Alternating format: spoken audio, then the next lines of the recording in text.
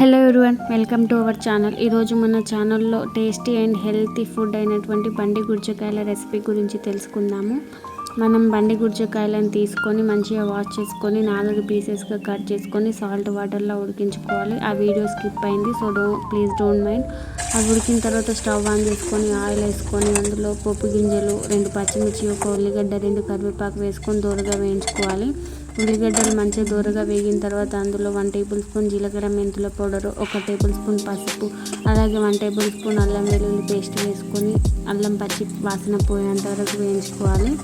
అల్లం వేగిన తర్వాత మనం కట్ చేసి పెట్టుకున్నటువంటి టమాటోని యాడ్ చేసుకొని దానిపైన క్యాప్ పెట్టుకొని ఒక 1 మినిట్ ఉడికించుకున్నట్లయితే టమాటా చాలా మెత్తగా ఉడికిపోతుంది అండి.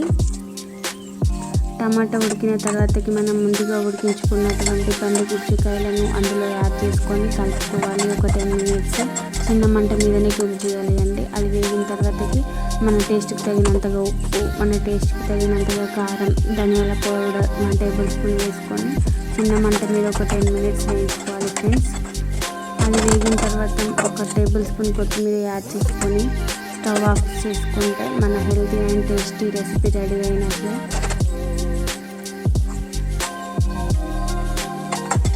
అంతే అండి, simple. Thanks for watching. Please do subscribe our channel. Thank you.